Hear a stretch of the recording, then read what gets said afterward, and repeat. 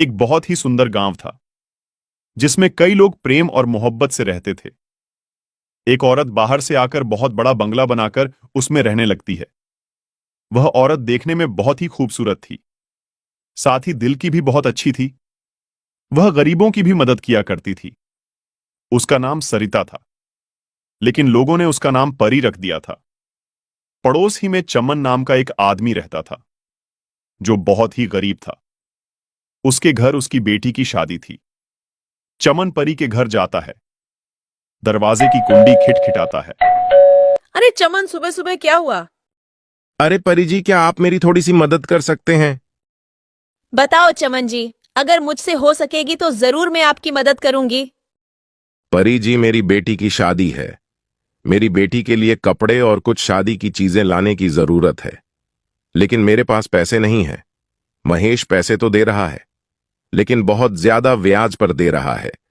इतना मैं कैसे वापस दे पाऊंगा? बस पैसों की जरूरत है, लो ले जाओ ये पैसे। और भी जरूरत पड़े तो फिर भी ले जाना, और जब आपके पास पैसे आ जाए तो मुझे वापस कर देना। चमन पैसे लेकर अपने घर चला जाता है। परी लोगों की मदद करने में पीछे नहीं हटती थी। लोगों की भरपूर मदद किया करती थी, लेकिन एक बात में वह मदद नहीं कर पा रही थी। उसी गांव में नदी के किनारे आए दिन लाश मिला करती थी। अरे ये हो क्या रहा है? हर 2 दिन पर हमें यहाँ से लाश मिलती है। हमें इसका जल्दी पता लगाना होगा। सारे लोग जमा होते हैं। थोड़ी देर बाद सारे लोग चले जाते हैं। फिर अगली रात एक आदमी सड़क से गुजरता है। भैया, अरे भैया मेरी तरफ देखो तो। डर क्यों रहे हो? मुझे तो आपकी मदद चाहिए। इधर तो आइए। नहीं, हम किसी की मदद नहीं करते हैं। मुझे घर जाने दीजिए। अरे मुझे घर जाने दीजिए। वो आदमी चलने लगता है। एक बार तो मेरी तरफ देखिए, शायद आपका इरादा बदल जाए। नहीं, हमको नहीं देखना। हमको माफ कीजिए। मुझे जाने दो। मैंने कहा ना मेरी तरफ देखिए। समझ नहीं आता? जैसे ही वो देखता है, वो मर जाता है। हाँ हाँ हाँ हाँ, कब की रट लगा रहा था। अब तो तेरी लाश घर जाएगी। अगर एक बार मेरी तारीफ कर लेता तो मैं जिंदा छोड़ देती। उसके बाद चुड़ैल उसको नदी के किनारे डाल देती है। अगले दिन सुबह सुबह रीना रोती हुई आती है। सारे लोग जमा हो जाते हैं। क्या हुआ रीना, क्यों रो रही हो? मेरे पति महेश रात को घर नहीं आए। चलो हम उस नदी के पास जाकर देखते हैं। सारे लोग नदी के पास जाते हैं। साथ में परी भी आती है। अरे महेश को किसने मारा? मुझे तो लगता है कोई हमारे गांव को नुकसान करने के लिए ये सब कर रहा है, ताकि लोग गांव छोड़कर चले जाएं। जल्दी उसका पता लगाना होगा। अरे अब मैं छोड़ूंगा नहीं। मैं पता लगा कर रहूंगा कि यह सारा कौन कर रहा है।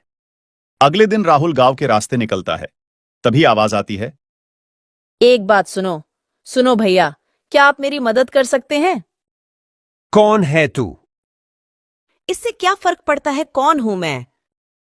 अच्छा, तुम ही हो जो लोगों को मार डालती हो। हाँ हाँ हाँ, मैं ही हूं जो लोगों को मार रही हूं। तुम क्या कर लोगे? आज तो तुम्हारी बारी है। हा हा हा हा हा। अरे नहीं, मुझे पता नहीं था कि तुम एक चुड़ैल हो। मुझे छोड़ दो। तुम्हें लोगों के साथ जो करना है करो। मुझे छोड़ दो। अब तू जिंदा नहीं जाएगा। अभी तो बड़ा उछल रहा था, बड़ी बहादुरी दिखा रहा था। तेरी बहादुरी कहाँ गई? और तुझे मैं छोड़ दूं ताकि तू सारे लोगों को बता दे, ताकि लोग यहां आना बंद हो जाए। अरे नहीं, मैं किसी को नहीं बताऊंगा। किसी के सामने मुंह भी नहीं खोलूंगा कि लोगों को चुड़ैल मार रही है। बस मुझे जाने दो। चुड़ैल उसको भी मार डालती है और नदी के किनारे जाकर डाल देती है। सुबह जब लोग नदी के किनारे पर जाते हैं तो देखते हैं। अरे ऊपर वाले, इसने तो राहुल को भी मार डाला। क्या जरूरत थी अकेले जाने की? क्या हीरो बनने गए थे? कुछ तो करना होगा। अगर रोज रोज इस तरह चलता रहा तो पूरा गांव खाली हो जाएगा। हमें जल्दी से उसी पर निर्णय लेना होगा। हाँ, मेरी तो राय है कि सारे गांव वालों को जमा किया जाए। उसके बाद सारे गांव वालों को जमा किया जाता है। गांव के सरपंच और मुखिया और बड़े बड़े लोग जमा होते हैं। गांव का सरपंच खड़ा होता है और लोगों से कहता है, हर एक आदमी इस मामले में अपनी अपनी राय दे। हमें क्या करना होगा? सरपंच जी, मेरी राय है कि आज रात सारे लोग पूरे गांव में फैल जावे और नदी के पास भी कुछ लोग चले जाएं।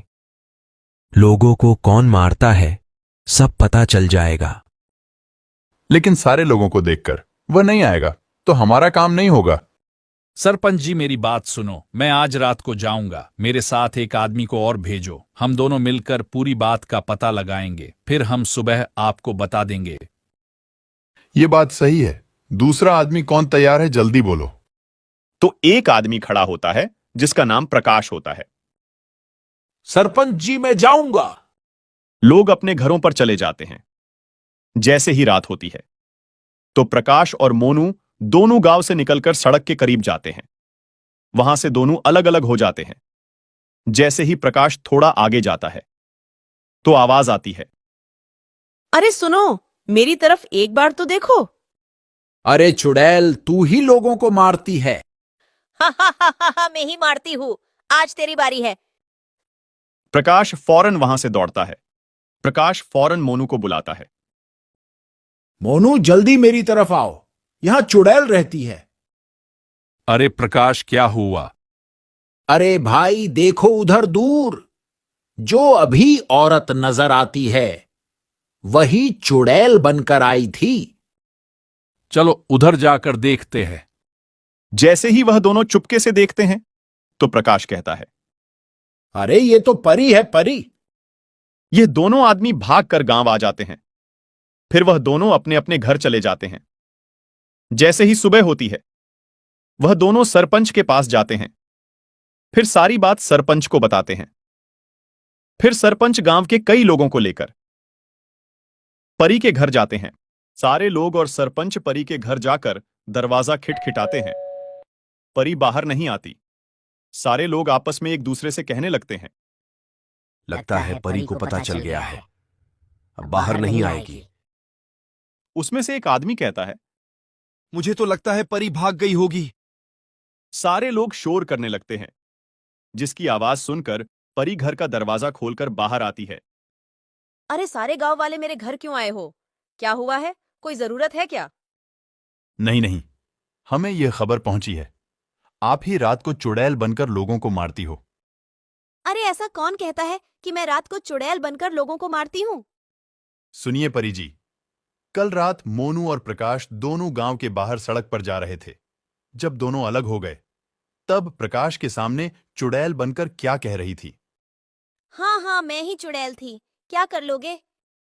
अरे परी, आप ऐसा रात में क्यों करती हो? उसकी क्या वजह है? सरपंच जी, जरा सुनिए। जब मेरा पति चोरी करते हुए पकड़ा गया था, उसी वक्त गांव वालों ने मिलकर उसको मार दिया था। उस वक्त मैं प्रेग्नेंट थी।